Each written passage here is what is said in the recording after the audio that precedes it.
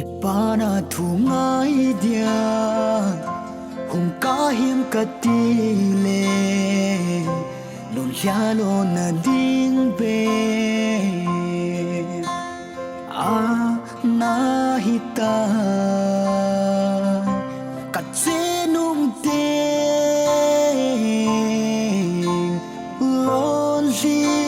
analong hiyo nanun lui chei man vengam ponge lao là sit nan ka nei boy ai ni ki nung sit na nục na hiến em mong lâu ki lung sit hin khu ô a ha nghe Kipana thungai dia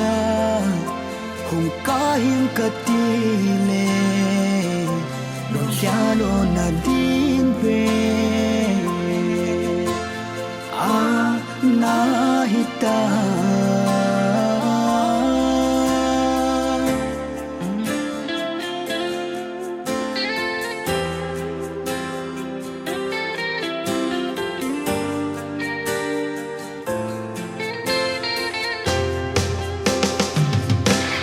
nang kalung se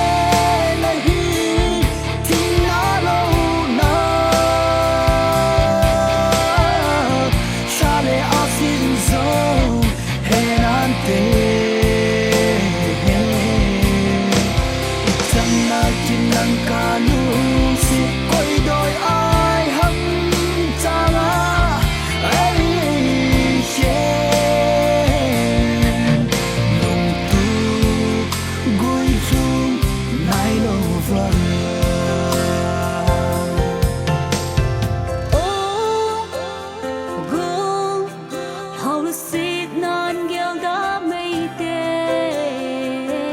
nang lời cây thiệp mùa ai hi buồn